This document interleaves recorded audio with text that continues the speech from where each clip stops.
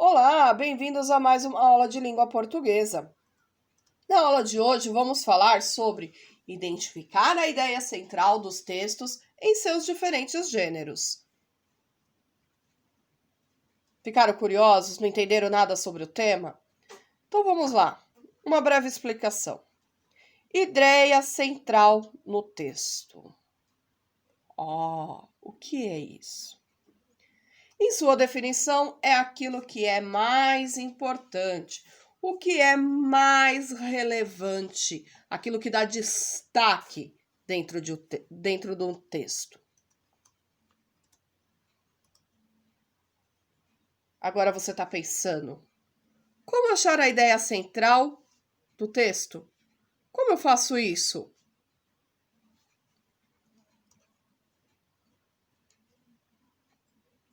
Tá olhando aí no celular, na telinha aí do seu computador ou no seu celular? Tá prestando atenção? Ficou curioso? Então vamos lá. Vou trazer para vocês algumas dicas. A primeira dica é: faça a leitura do seu texto atentamente. Mantenha a concentração. Procure um ambiente silencioso. Se for preciso, vá lá. Sabe na frente do espelho? Para na frente do espelho. Faça a leitura em voz alta, respeitando o parágrafo, cada pontuação, respeitando tudo. No segundo momento, volta lá no texto. Tente identificar. Todo texto tem uma ideia. Ele pode vir entre 1 a 3 ideias. Vocês querem um exemplo? Chapeuzinho vermelho, chapeuzinho colorido, né? Um clássico aí dos contos de fada.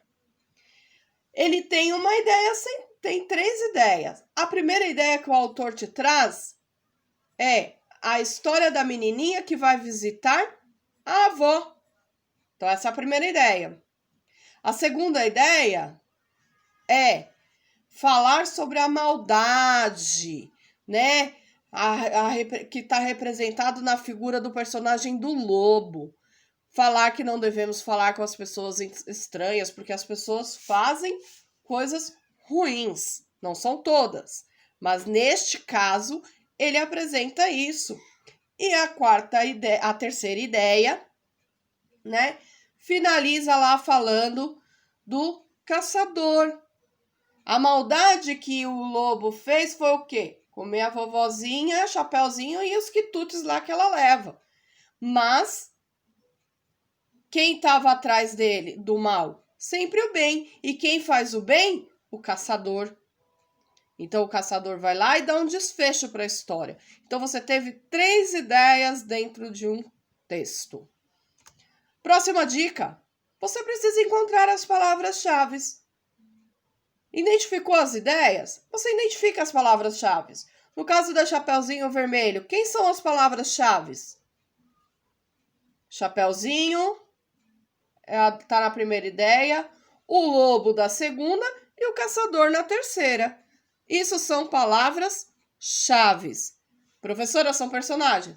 São personagens, mas são o enredo acontece, que é a nossa quarta dica.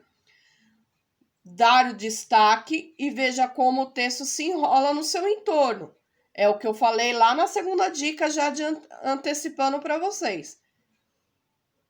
Você tem lá Chapeuzinho, é aquela menininha que vai lá na floresta para levar os doces para a vovó. O lobo, isso é o enredo em torno da primeira ideia, que é a Chapeuzinho. A segunda, o lobo. O que acontece em cima do lobo? O lobo vem na representação daquela pessoa má, aquela pessoa que veio para fazer coisas que não são legais, né? Ó, o enredo em cima do lobo. O caçador, quem é o caçador? O caçador é aquele que vai lá, que luta, que consegue salvar a vida da vovozinha, consegue salvar a vida da Chapeuzinho. Então, o enredo acontece em cima do caçador, tá? Então, é isso que é o desenrolar o texto em cima do seu entorno, tá? Agora, nós iremos trabalhar. Observe as ilustrações. Você conhece esses brinquedos? Escreva o nome deles nos espaços indicados abaixo de cada um. Assim como a pipa, a peteca, estes também são os brinquedos antigos. Você vai fazer no seu caderno, tá? Professora, mas você estava falando de texto, o que tem a ver o texto com imagem? Tudo. Então, qual que é o objetivo? A gente vai identificar o quê?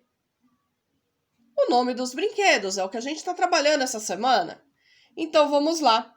Podemos começar? Eu vou passar cada figura e você vai escrever o nome dela aí no seu caderno, tá? E eu vou dando algumas dicas para vocês para poder ajudar aí a descobrir o nome caso vocês não conheçam.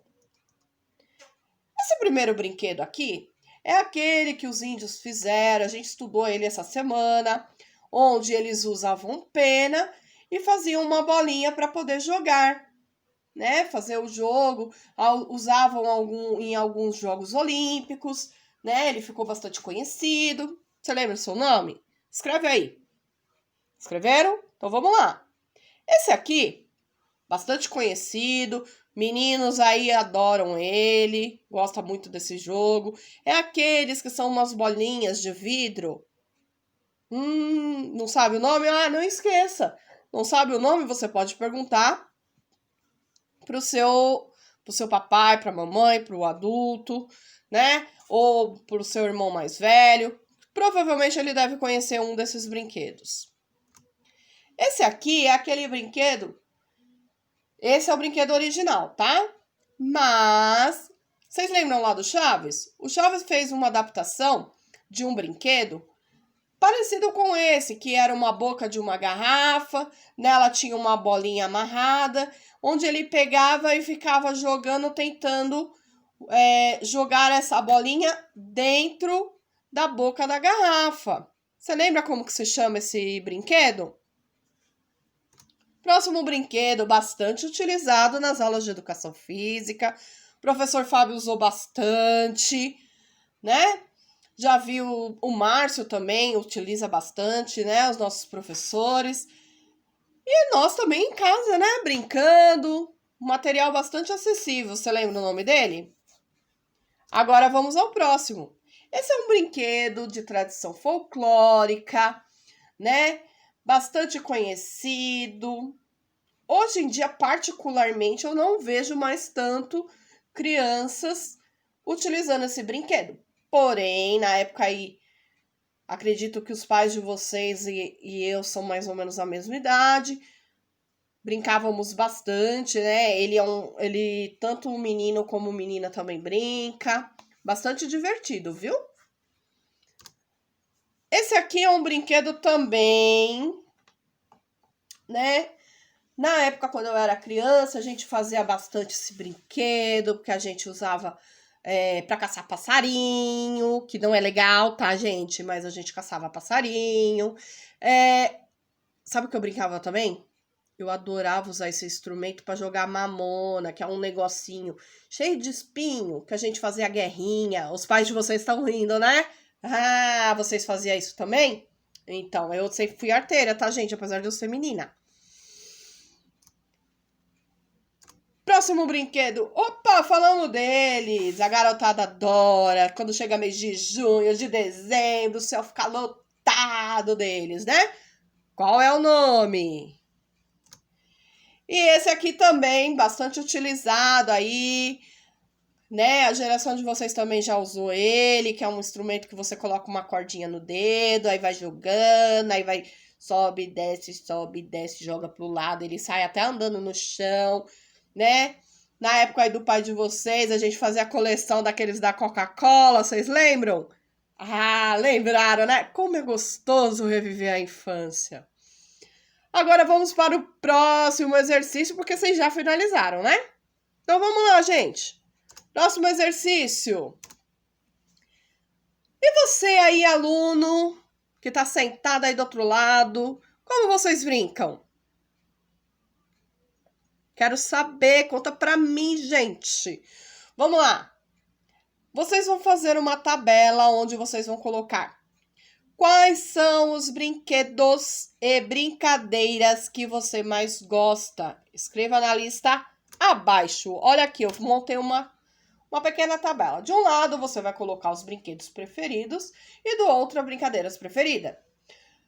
Professor, é tudo a mesma coisa? Não é. Brinquedo é objeto. Brincadeira, eu crio. Por exemplo, vamos lá. Um brinquedo preferido meu. Brinquedo preferido meu, deixa eu pensar. Vou fazer como se eu estivesse fazendo a lição, hein, gente? Não vale copiar minha ideia, hein? Brinquedo preferido. Ai, eu adoro brincar de massinha. É um objeto, massinha. Massa de modelar, aquela de escola, sabe? Que a gente usa bastante na escola, então. Massa de modelar é um brinquedo. Uma brincadeira. Ah, eu gosto de reunir com os amigos e brincar de esconde-esconde. Sabe aquela brincadeira que uma pessoa fica contando lá até 10, 50, que a gente judiava também das pessoas? Então, ela fica contando lá até 10, 50 e o restante tem que se esconder. E a pessoa que está contando tem que sair e procurar onde que está escondido. Então, isso é a questão da brincadeira. É essa a diferença. Agora, aí no seu caderno, não vale copiar a minha, hein? Vou olhar, hein?